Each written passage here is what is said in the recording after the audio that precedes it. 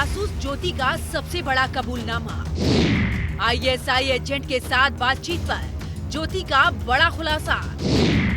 पाकिस्तान की अदिति के संपर्क में था गद्दार गोहिल। 6 महीने से दिन रात चैटिंग, देश के साथ गद्दारी की इनसाइड स्टोरी। ऑपरेशन सिंदूर ने न सिर्फ सरहद पार बैठे दुश्मनों की नींद हराम कर दी है, बल्कि देश के भीतर बैठे गुप्त गद्दारों की भी कमर तोड़ दी है। और देश की सुरक्षा एजेंसियों ने एक बार फिर साबित कर दिया है कि भारत की मिट्टी पर छिपे गद्दार कितनी भी चालाकी से छिप जाए, वो कानून की नजरों से नहीं बच सकते। हाल ही के दिनों में करीब 1.5 दर्जन से ज्यादा जासूसों की गिरफ्तारी हो चुकी है, जो देश के साथ गद्दारी कर पाकिस्तान को खुफिया जानकारी भेज रहे थे। हरियाणा की रहने वाली यूट्यूबर और ट्रैवल ब्लॉगर ज्योति मल्होत्रा को पाकिस्तान के लिए जासूसी करने के आरोप में 18 मई को गिरफ्तार किया गया था, जो इस वक्त 14 दिन की न्यायिक हिरासत में है। पुलिस जांच में सामने आया है कि ज्योति को इस बात की पूरी जानकारी थी कि वो जिन लोगों से संपर्क में थी वो पाकिस्तान की खुफिया एजेंसी आईएसआई के अधिकारी है। जांच से पता चला है कि ज्योति मल्होत्रा को इसकी पूरी जानकारी थी कि वो आईएसआई के गुर्गों से बात कर रही थी। इसके बावजूद उसने संबंध बनाए रखने का फैसला किया। जासूस ज्योति मल्होत्रा का 4 पाकिस्तानी खुफिया एजेंटों के साथ सीधा संवाद था। आईएसआई एजेंट दानिश से दिल्ली में पाकिस्तान उच्चायोग की यात्रा के दौरान ज्योति मिली थी।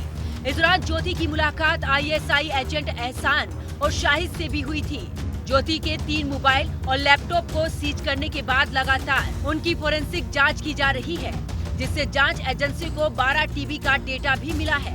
इसमें ज्योति के कई राज सामने आए हैं। डिजिटल सबूतों से ये साफ हो गया है कि ज्योति किसी ग्रुप चैट में नहीं, बल्कि केवल 1-on-1 बातचीत में शामिल थी।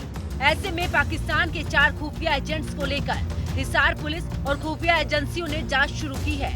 गुप्त सूत्रों के मुताबिक ये सभी पाकिस्तानी खुफिया एजेंट्स यूट्यूबर ज्योति मल्होत्रा के संपर्क में थे। सभी ज्योति मल्होत्रा से 1-to-1 बात कर रहे थे। इस बात का पता लगाने की कोशिश की जा रही है कि ये एजेंट्स पाकिस्तानी सेना में आखिर किस रैंक के अधिकारी हैं। ये एजेंट्स आईएसआई के अधिकारी भी हो सकते हैं। जब आपने ये इस प्रकार की मिलिट्री फोटोग्राफ्स जाके दुश्मन को जाके भेज दी हैं, तो वो पिन पॉइंट प्रिसिशन हो सकती है उनकी लोकेशंस। एक तो क्योंकि बहुत ज्यादा टारगेट्स है भारत में, तो उनको पता लग जाता है कि ठीक है, ये जो टारगेट है इसमें ये सामान है और ये टारगेट जो है ये किसी और चीज को जाहिर करती है। तो जहां तक दुश्मन है उनकी टारगेटिंग के लिए उनकी नॉलेज बढ़ जाती है, और जो वो टारगेट करना चाहते हैं फिर वो चॉइस अपने चॉइस और अपनी जरूरत के मुताबिक टारगेट कर सकते हैं। तो ये ऑब्वियसली ये लोकेशन है, इसीलिए इनको सीक्रेट रखा जाता है। सिक्योरिटी बेशक ये टॉप लेवल सिक्योरिटी नहीं है, इतने ये उतनी चीज नहीं है, लेकिन हर एक मिलिट्री इंस्टॉलेशन भारत के लिए वो सिक्योरिटी का इशू है, और इसकी सुरक्षा रखना मैं समझता हूँ हर एक भारतवासियों का काम है। पाकिस्तानी खुफिया एजेंसी आईएसआई के लिए जासूसी करने वाली ज्योति मल्होत्रा पाकिस्तान में भारी सुरक्षा के बीच घूमती थी, जिसमें AK-47 से लैस एस्कॉर्ट भी शामिल थे। ऐसे में पुलिस इसको लेकर भी जांच चल रही है। आखिर ज्योति मल्होत्रा को पाकिस्तान में वीआईपी ट्रीटमेंट क्यों मिला और उसकी सुरक्षा में AK-47 लेकर सुरक्षा कर्मी किसके इशारे पर घूम रहे थे? दरअसल स्कॉटिश यूट्यूबर कैलम मिल, जो कैलम अब्रोड चैनल चलाते हैं, उनके द्वारा पोस्ट किए गए वीडियो में उन्हें लाहौर के अनारकली बाजार में कम से कम 6 हथियारबंद लोगों से घिरा हुआ दिखाया गया है। फुटेज में वो कैलम के साथ कुछ देर के लिए बातचीत करती है, जिन्होंने बाद में उन्हें मिली सुरक्षा के स्तर पर आश्चर्य व्यक्त किया। इस तरह के कई और वीडियो भी सामने आ चुके हैं, जिसमें ज्योति मल्होत्रा पाकिस्तान में हर उस जगह बेखौफ घूम रही थी जहाँ कोई आम आदमी नहीं जा सकता। हालांकि इन सब के बावजूद ज्योति मल्होत्रा से मिलने के लिए जब उनके पिता हरीश मल्होत्रा मंगलवार को हिसार सेंट्रल जेल 2 में पहुंचे, तो जासूस ज्योति ने कहा कि वो जल्द ही बाहर आ जाएगी।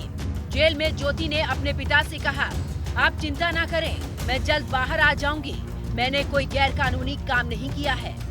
पुलिस ने ज्योति को 18 मई को गिरफ्तार कर 5 दिन के रिमांड पर लिया था। इसके बाद 23 मई को फिर से अदालत में पेश कर 4 दिन के रिमांड पर लिया था। 26 मई को अदालत ने उसे न्यायिक हिरासत में भेजा था। जिस तरह से पाकिस्तान की खुफिया एजेंसी आईएसआई और पाकिस्तान एम्बेसी में बैठे हैंडलर दानिश ने मशहूर ब्लॉगर ज्योति मल्होत्रा को अपना जासूस बनाने में कामयाबी हासिल की है। तो इससे साफ होता है कि किस तरह से इन लोगों ने भारत में कई और आम लोगों को भी पाकिस्तानी वीजा दिलाने और पैसों का लालच देकर अपने जासूसी नेटवर्क को मजबूती से खड़ा करने का काम किया है। अगर वो संपर्क में नहीं रहेगी तो अपना काम कैसे करेगी? तो ये तो अभी पता लग गया है कि इनके साथ संपर्क में है, और जो पाकिस्तान में है उनके बारे में तो हम कुछ खास नहीं कर सकते हैं, लेकिन जो भारत में है जिनके साथ वो संपर्क कर रही थी, मुझे लगता है उनको पकड़ना बहुत ज़रूरी है और उनको भी उसी प्रकार से चार्जशीट करके जेल में भेजने की आवश्यकता है। ऑपरेशन सिंदूर के बाद से ज्योति मल्होत्रा जैसे गद्दारों पर लगातार स्ट्राइक जारी है और गुजरात में पाकिस्तान को खुफिया जानकारी देने वाले शख्स सहदेव सिंह गोहिल से एंटी टेररिस्ट स्क्वाड यानी कि एटीएस की पूछताछ में भी कई नए खुलासे हुए हैं। जांच में पता चला है कि गोहिल ने गुजरात के सैन्य इंफ्रास्ट्रक्चर के वीडियो, फोटोज और गूगल मैप पाकिस्तान को भेजे थे।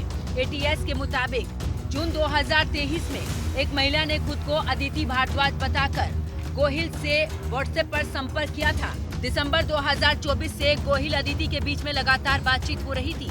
पाकिस्तानी एजेंट अदिति को गोहिल रेगुलर डिफेंस बिल्डिंग की फोटोज, वीडियोस भेज रहा था। बताया जा रहा है कि गोहिल को पहली बार संवेदनशील सूचनाएं भेजने पर 40,000 रुपए कैश मिले थे। गोहिल से कच्छ में सैन्य इंफ्रास्ट्रक्चर की वीडियो और फोटोज मंगाई गई थी।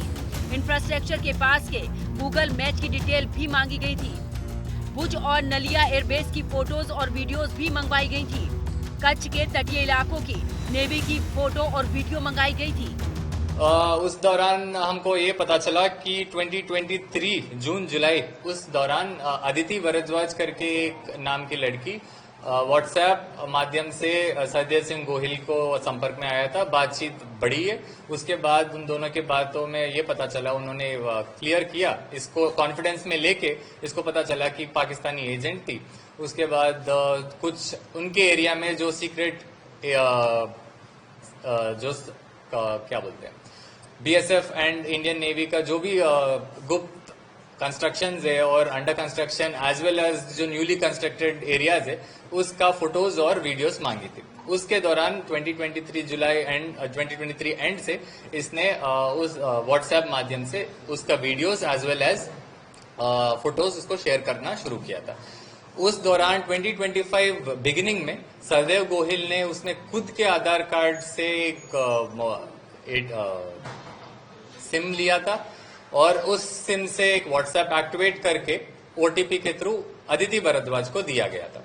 उसी नंबर पे उसके बाद से जितने भी बीएसएफ और इंडियन नेवी का जो सीक्रेट कंस्ट्रक्टेड बिल्डिंग्स है वो सारा उसको शेयर करते थे। और उस अराउंड उसी दौरान ने एक आदमी ने इनको 40,000 का रोकड़ भी इसको पहुंचा गया था। गोहिल फिलहाल एटीएस की रिमांड पर है। एटीएस एक एक कड़ियां जोड़कर जासूसी की जड़ तक पहुंचने की कोशिश कर रही है, क्योंकि पहलगाम आतंकी हमले का बदला लेने के लिए जब भारतीय सेना ने 7 मई को ऑपरेशन सिंदूर के तहत पाकिस्तान और पीओके के आतंकी ठिकानों पर हमला किया था, तब उसके अगले ही दिन पाकिस्तान से गुजरात के कच्छ सहित देश के सीमावर्ती राज्यों में ड्रोन हमले शुरू कर दिए। इस बात की पूरी आशंका है कि पाकिस्तानी सेना ने सहदेव गोहिल सिंह से मिली जानकारी का इस्तेमाल कच्छ में ड्रोन हमले में किया था। एटीएस जांच कर रही है कि सहदेव सिंह ने अब तक नेवी के कितने ठिकानों की जानकारी साझा की है। पाकिस्तान ने कच्छ में भुज और नलिया 2 एयरबेस को निशाना बनाया था। एटीएस की जांच में ये भी पता चला है कि पाकिस्तान की अदिति जिस व्हाट्सएप नंबर से गोहिल से बात कर रही थी, उसी व्हाट्सएप नंबर के जरिए कच्छ में कई और लोगों के संपर्क में भी थी। ये संदेह इसलिए और भी पुख्ता हो जाता है क्योंकि अदिति के कहने पर ही एक अज्ञात व्यक्ति सहदेव को जासूसी के बदले में पैसे देने वाला था। सहदेव सिंह गोहिल को सूचना देने के बदले में 1 लाख रुपए मिलने वाले थे। इसमें से गोहिल को 40,000 रुपए मिल चुके थे। अदिति भारद्वाज 2 नंबर से व्हाट्सएप पर सहदेव से बात कर रही थी और दोनों नंबरों के आईपी एड्रेस पाकिस्तान के कराची और रावलपिंडी के पाए गए हैं।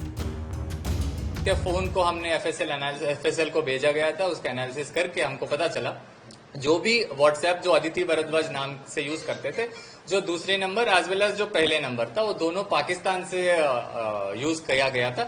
इसी दौरान ये सारा इंफॉर्मेशन हमको क्लियरली मेंशन करता है कि एक क्रिमिनल कंस्पिरेसी अगेंस्ट इंडिया के तौर पे होता है। तो इस उसके विरुद्ध में हमने सेक्शन इसके और अदिति भारद्वाज जो पाकिस्तान PIO है, तो उसके विरुद्ध में हमने section 61 as well as section 148 भारतीय न्याय संहिता के दौरान उसको अगेंस्ट केस दाखिल किया है करके सरदेव सिंह दीपूबा गोहिल को अरेस्ट किया गया। पोरबंदर में भी ऐसा केस हुआ था, सिमिलर मॉडस ऑपरेंडी है, उसी तरह से हमने बता रहा था। इनके पास एक डेटाबेस होता है, जो भी वल्नरेबल मिलते हैं और ये हमारे हिसाब से ऐसा है वो बहुत रैम्पेंटली ट्राई करते हैं कि बहुत सारे लोग को ट्राई करें। उसमें से कुछ लोग ट्राई करते हैं, पर वो जो लड़की पहली थी और ये लड़की है, क्योंकि उन्होंने नंबर्स बहुत चेंज करते रहते हैं, तो एग्जैक्ट सेम है कि नहीं वो सारे इन्वेस्टिगेशन की बात है। ATS को संदेह है कि गुजरात के जासूस गोहिल की तरह कच्छ या आसपास के और भी लोग पाकिस्तानी एजेंट अदिति के जाल में फंसे हो सकते हैं। पहले भी जासूसी से जुड़े कई जांचों में पता चला है कि पाकिस्तानी खुफिया एजेंसी डेटा प्राप्त करने के लिए सिर्फ एक जासूस पर भरोसा नहीं करती, वो एक ही काम के लिए कई लोगों को काम पर लगाती है और ये प्रोसेस महीने से लेकर सालों तक चलता है। लेकिन ऑपरेशन सिंदूर के बाद से पाकिस्तान की जासूसी वाली नापाक साजिश पर भी करारा प्रहार किया जा रहा है। पाकिस्तान को खुफिया जानकारी देने के आरोप में गिरफ्तार CRPF जवान मोतीराम जाट को लेकर भी लगातार नए खुलासे हो रहे हैं। सूत्रों के मुताबिक मोतीराम जाट की तैनाती पहलगाम में थी, जहां 22 अप्रैल को आतंकी हमला हुआ था। आतंकी हमले से ठीक 6 दिन पहले पहलगाम से उसका ट्रांसफर हो गया था।